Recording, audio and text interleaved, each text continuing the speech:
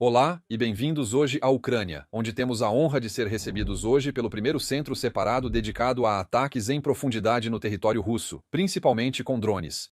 E hoje temos a sorte de contar com um comandante do primeiro batalhão, primeiro batalhão, primeiro batalhão, primeiro batalhão. Olá, prazer em conhecê-lo. Primeiro, uma pergunta. O que você considera ataques em profundidade? Porque para a França, 300 quilômetros já é bem longe. Então, o que vocês definem como ataque em profundidade? Se compararmos com a França considera que 300 quilômetros é ataque em profundidade?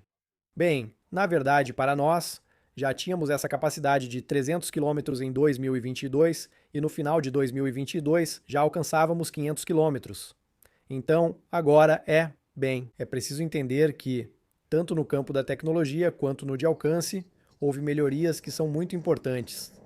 É porque, como vocês podem imaginar, a guerra moderna, a guerra tecnológica, exige melhorias constantes. E é por isso que não temos escolha, estamos sempre evoluindo, olhando para frente. Porque um sistema que é eficiente hoje pode simplesmente parar de funcionar completamente em 2 ou 3 meses. O que torna a Ucrânia forte hoje e nos diferencia de outros países, inclusive de nosso inimigo, é o seguinte: bem, a Rússia é muito burocrática e regulada, já a Ucrânia é mais flexível. Mantemos contato constante com todos os produtores desses sistemas de longo alcance. Há vários. Depois, escolheremos o que melhor atende nossas necessidades. E há produtores. E ao começarmos a trabalhar com os produtores, Bem, nós damos a eles feedbacks diretos. Eles nos ouvem, melhoram o sistema deles. E esse modelo de possibilidade é sempre mais eficaz. No que diz respeito às destruições que causamos ao nosso inimigo, de acordo com as solicitações que fornecemos. Então, você sente que esse ciclo rápido de feedback e melhoria é uma das chaves do sucesso ucraniano, se compararmos os métodos com o que é feito na Europa ou, por exemplo, na Rússia? 100%, isso se deve ao retorno de experiência muito rápido que conseguimos fornecer e eles têm grande capacidade de reagir e se adaptar. A Ucrânia conta com muitas empresas que fornecem diferentes tipos de sistemas e armas. E isso, com certeza, é 100% a razão do nosso sucesso. Se olharmos agora para trás, a maneira como vocês chegaram a esses resultados, o que você identificaria como o principal erro de vocês? E se vocês tivessem que começar do zero hoje, o que vocês mudariam então? Se olharmos para trás, já, obviamente, o primeiro ponto é que, infelizmente, não podemos mudar isso. Mas claro que certamente teríamos agido de forma diferente. Um centro de comando único deveria considerar todos os componentes da guerra. Drones táticos FPV na linha de frente, os ataques na linha de frente, os ataques de médio alcance. E então haveria tanto a parte naval, os componentes para os mísseis, assim como tudo que está relacionado a todos os sistemas autônomos. E nesse momento, a gente poderia realmente executar todas as operações que o alto comando nos atribui. e isso significa que vocês precisam de toda essa variedade de sistemas exatamente. Então, isso significa que hoje vocês precisam realizar missões complexas com muitos equipamentos muito diferentes ao mesmo tempo para conseguir cumprir sua missão. Não é simplesmente um drone indo do ponto A ao ponto B. Para que os drones, que têm um alcance muito longo, possam atingir seu alvo. E bem, na verdade, precisamos realizar manobras para conseguir contornar as diferentes camadas da defesa inimiga, assim como sua guerra eletrônica. Isso é uma questão de tática. Precisamos de diferentes tipos de drones e sistemas para conseguir alcançar esses objetivos. Mas o primeiro objetivo que aparece é ir de um ponto A até um ponto B.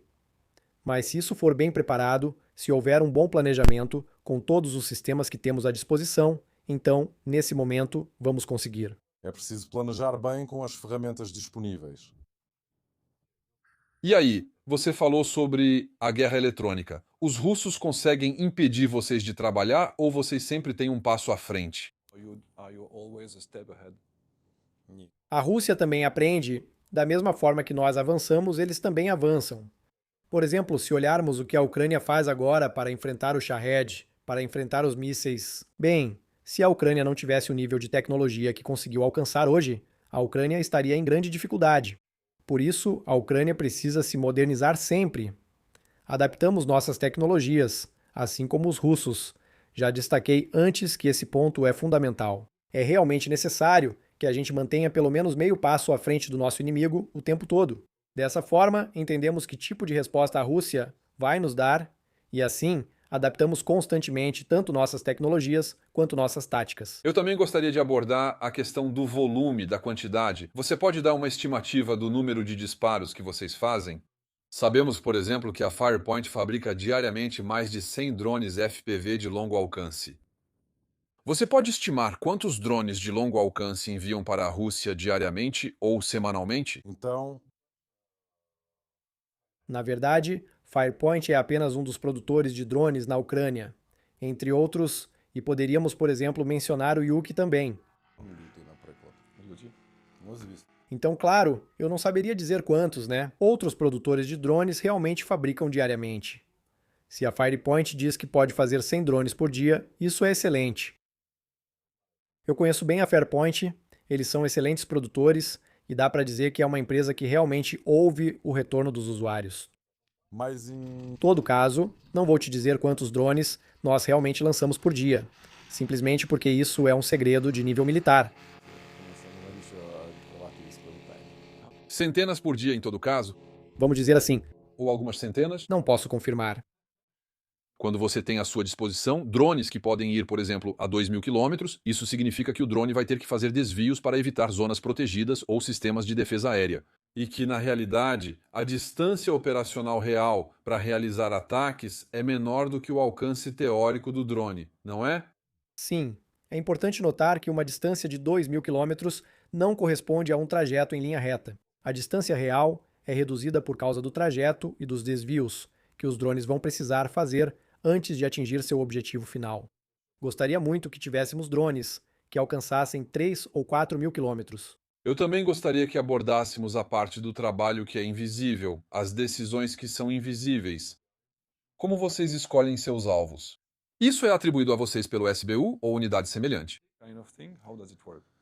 Então, não estamos falando de cooperação com o SBU na Ucrânia. De maneira geral, vamos falar mais sobre as diretrizes da guerra que são definidas pelo Estado-Maior. O Estado-Maior, com sua visão, com seu alto nível estratégico, ele precisa ter visão geral do campo de batalha, com imagem completa. Assim, eles definem diretamente os alvos. No fim das contas, para nós, não é o SBU, nem o GOR ou serviços de inteligência estrangeiros, mas sim nosso Estado-Maior. E se o Estado-Maior decidir que precisamos nos coordenar com outro órgão, por exemplo, com o SBU, ou com representantes de diferentes serviços que já mencionamos. Vamos trabalhar juntos, mas as diretrizes principais são sempre definidas pelo Estado-Maior. Quando você organiza um ataque de longo alcance com dezenas, 50, centenas de drones ao mesmo tempo, todos esses drones têm a mesma missão? Você envia iscas, um grupo de drones explosivos, um grupo de repetidores para comunicação, um grupo para guerra eletrônica? Você não pode responder a minha pergunta, apesar de ter sido boa. Eu entendo bem. Onde você queria me levar? Eu quero saber como você usa iscas, como você usa todo o ecossistema. Quais são as táticas para ser eficaz? Mas, infelizmente, vamos dizer que eu não vou poder refutar nem confirmar suas hipóteses. E como é que alguém se torna um bom soldado na sua unidade? É uma questão de ser gamer? Tem que passar por forças especiais como você? No passado, existe uma mentalidade toda especial? Vamos lá, vamos lá. Vou dizer assim: a gente não precisa realmente ser um gamer ou vir das forças especiais. Mas o que posso dizer é que, quando olho para os membros da nossa unidade, e especialmente para aqueles que fazem parte do primeiro destacamento, aqueles que formam o coração dessa unidade. São pessoas que me acompanharam, que vieram comigo para essa equipe, então a maioria deles realmente são ex-integrantes das forças especiais como eu. Mas realmente, o mais importante para mim é que eles devem ser patriotas pelo seu país, que eles realmente tenham vontade de apoiar a Ucrânia. E eles realmente precisam ter um caráter proativo, não podem ser apenas reativos. No nosso caso, não impediremos a iniciativa nem a criatividade. Pelo contrário, se uma pessoa estiver certa, se ela tiver uma ideia que seja racional, que seja boa, nós sempre vamos ouvir e tentar colocá-la em prática. Então, como eu disse, ser um patriota é realmente a chave. Mas também há a honestidade, a responsabilidade e depois a inteligência. E, no geral, qualquer tipo de pessoa pode realmente se encaixar. Sabe, quando a gente olha tudo isso da França, quando observa as suas operações, a gente pensa, ok, para esses caras aí é fácil. Sabe, há pessoas nas trincheiras que têm uma vida muito difícil. Do seu lado, vocês também têm restrições? Os russos tentam te atingir? Isso é muito perigoso? Sim, vou responder a sua pergunta em duas partes. Claro, aqueles que estão nas trincheiras têm uma vida que é muito difícil. Mas nós, Fazemos esse trabalho para melhorar a vida de quem luta na linha de frente. porque Que quando destruímos depósitos de munição, refinarias, fábricas que produzem explosivos, bem, ao fazer isso, a gente diminui o impacto que o inimigo tem sobre aqueles que justamente seguram essa linha de frente. E a gente sabe disso, porque nós mesmos estávamos nas trincheiras, então passamos por essas etapas muito difíceis. Num primeiro momento, esse é o primeiro ponto, o segundo ponto. Isso é para aqueles que pensam que, na verdade, a gente vai simplesmente lançar um drone em algum lugar. Na verdade, não é nada disso, porque do outro lado temos mísseis russos, Iskander e ele. Ele pode alcançar nosso local de lançamento em apenas um minuto e meio. E mesmo se você se esconder, por exemplo, numa trincheira, entrar num duto para se esconder, isso talvez te proteja contra um projétil de artilharia. Mas quando você está em um ambiente aberto e chega um Iskander que vai liberar submunições, mesmo que ele exploda a 500 metros de distância, ainda assim há muito poucas pessoas que vão sobreviver, então é obviamente muito perigoso. E isso aconteceu com a gente várias vezes, mas ao mesmo tempo, graças a Deus. Você sabe que aqui na Ucrânia a gente tem algo que chamamos de sorte maluca. E ter essa sorte maluca é melhor do que qualquer tática. Então, bate na madeira. Agora, tivemos sorte. Sim, e eu quero acrescentar um ponto, porque eu fico falando os caras, mas na verdade não sou sexista. Temos mulheres, e obviamente não são muitas, mas cuidamos muito bem delas, precisamos delas. Então, quando eu digo os caras, sim, quero dizer os combatentes que trabalham com a gente. Mas, para terminar sobre a questão da segurança, eu gostaria de acrescentar que considero que tenho duas outras datas de nascimento, porque eu já fui alvo duas vezes por esquadrões, e só conseguimos evitar o primeiro por um minuto e o segundo por 30 segundos. Então, isso dá uma boa ideia do nível de perigo que enfrentamos. Depois, tem um segundo ponto. Trabalhar com esses drones exige ter um certo número de habilidades. Precisamos formar um grupo no qual tenhamos equipes capazes de lançar um número suficiente de drones no território inimigo. Isso implica treinamentos constantes, de não dormir mais à noite com missões contínuas. Trabalhamos todos os dias, então é realmente um trabalho muito difícil. Pode ser que pareça que está tudo bem. Eles só lançam drones, mas na realidade não é nada disso. É realmente um trabalho difícil que precisa ser feito de uma maneira perfeita. Então, isso significa que existem duas guerras. Existe a guerra na linha de frente e depois existe a guerra estratégica a longa distância. Você tenta forçar a Rússia a desistir de seu objetivo pela falta de dinheiro e pela destruição das suas fábricas, é isso? Sim, claro, e na verdade podemos resumir assim: над діпстрайками це якраз o objetivo dos ataques de longo alcance é enfraquecer a Rússia. садити Росію економічно. No plano econômico, logístico e militar, fizemos estatísticas e definimos que $1 investido na nossa guerra de longo alcance permite destruir o equivalente a $256 em equipamentos na Rússia. Existe alguma habilidade específica que era realmente super secreta há 6 meses e que se tornou algo totalmente comum hoje em dia? Basic knowledge today?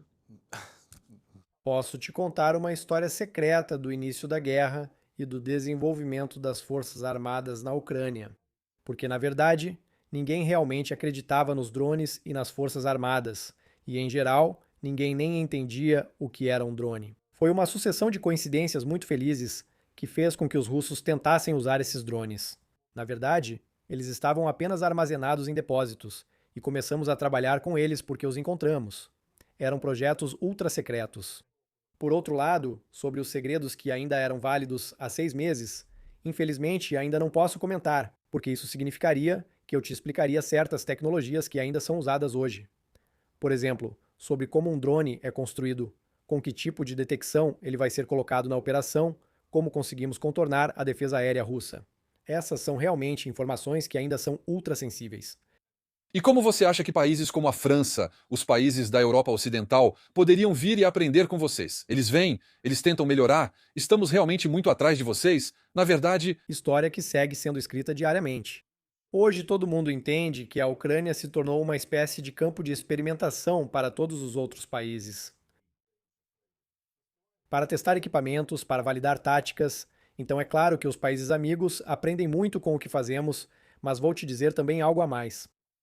É necessário que vocês adotem essa experiência. E vou te dar um exemplo que talvez seja difícil de ouvir, mas é a verdade. Por exemplo, Se os países que apoiam a Ucrânia hoje parassem de nos ajudar, e se eles dissessem: vamos lá, já chega, agora é um contra um com esse inimigo. Imagine agora um cenário apocalíptico em que a Rússia consiga capturar toda a Ucrânia. Ucraíno. Até para... Então, imagine agora se esses dois exércitos ficaram endurecidos por 5 anos de guerra intensa, com tecnologias de drones muito mais avançadas que as disponíveis para qualquer país aliado atualmente. O que aconteceria com a OTAN, com a Europa? É uma questão ética, claro. você acha que há algo que os países da Europa Ocidental, a Europa, os Estados Unidos, não entendem sobre a realidade da guerra hoje na Ucrânia? Não importa quanto tempo isso vai ser necessário, porque de qualquer forma, somos nós que somos a única barreira. Na verdade, foi exatamente isso que eu respondi na pergunta anterior. Essa é a compreensão real do porquê os países da Europa, os países do Ocidente, recorrem à ajuda hoje. Porque é preciso realmente entender hoje que a Ucrânia é realmente o escudo da Europa. Nossos soldados, os homens e mulheres das nossas forças armadas, pagam esse preço com sua saúde, por suas famílias, com suas vidas, para que a Europa possa permanecer em paz. Lembramos do início da guerra, quando porta-vozes do Kremlin afirmavam abertamente que a Ucrânia seria apenas o primeiro passo. Se, por exemplo, ao invés de atacar a Ucrânia, eles tivessem atacado a Letônia ou a Lituânia, bem, a situação teria sido muito diferente. Nossos parceiros ocidentais devem entender que precisamos dessa ajuda, pois a Ucrânia, em guerra, não pode contar só consigo mesma. Da nossa parte, de certa forma, pode-se dizer que já nos esprememos até o limite para fornecer tudo o que é necessário com as nossas últimas forças, para resistir diante dessa ameaça. Sim.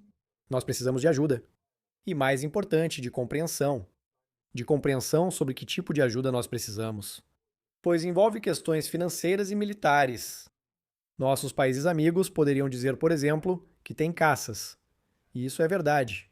Um caça é ótimo quando se trata de bombardear o Irã depois que a defesa aérea dele já foi destruída. Então, quando não há mais defesa aérea no Irã, os aviões podem voar livremente.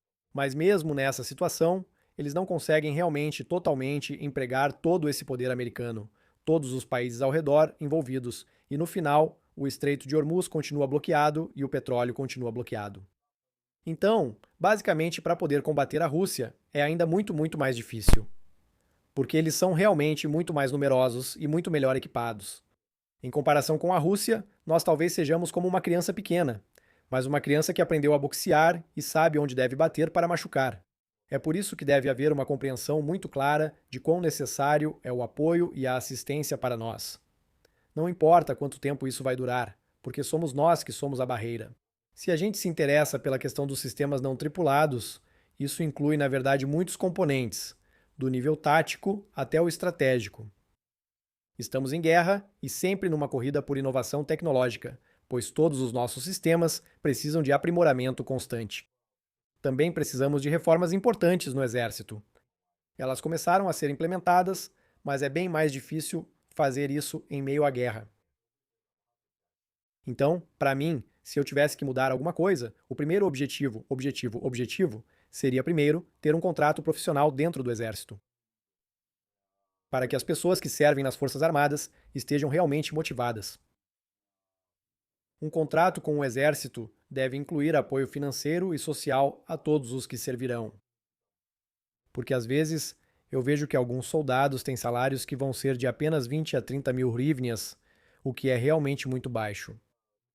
Isso dá quanto isso dá? É apenas 500 euros, não é? digamos, de 400 a 500 euros de salário para um membro das Forças Armadas.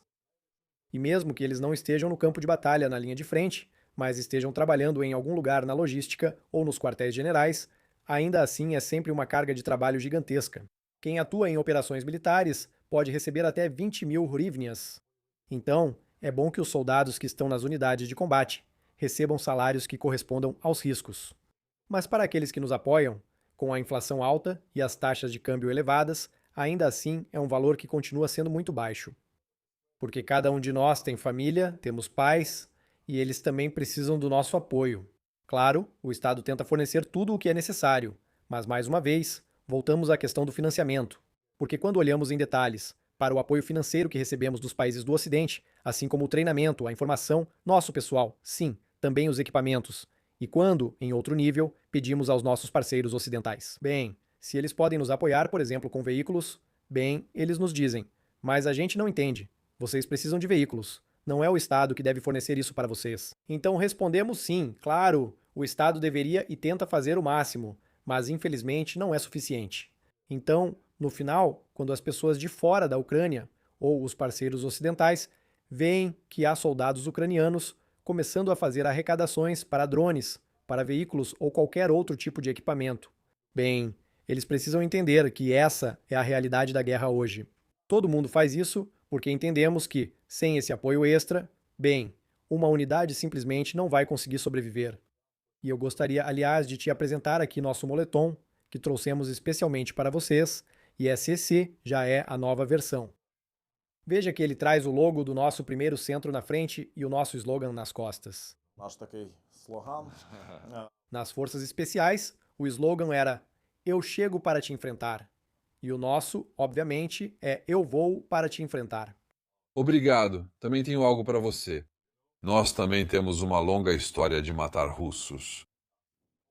Esse é o Napoleão III.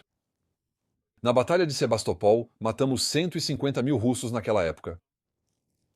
O Tridente com a Torre Eiffel, claro, e o Mirage, 2.000. Sei que ele é um bom avião, mas vocês esperam algo melhor. Ainda assim, faz parte da nossa coleção de pets.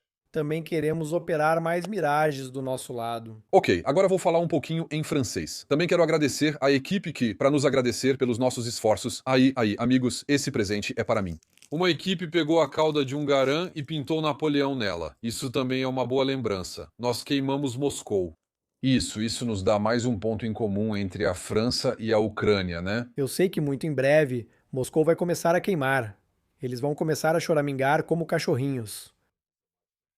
Acredito que esse momento chegará em breve. Ele também tem o seu novo país, não é? E em Moscou, por enquanto, eles têm a impressão de que tudo está bem. Mas isso é só por enquanto.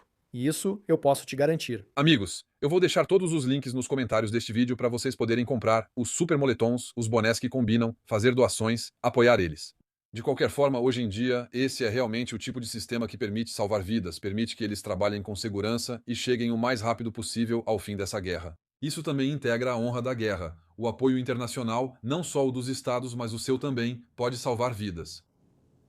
Muito obrigado mais uma vez por tudo. Foi realmente um grande prazer e uma grande honra ser recebido aqui. Posso te acompanhar em uma próxima missão? Estou ansioso. Nossa. Ok, vamos ver. Fiquem ligados. Até logo.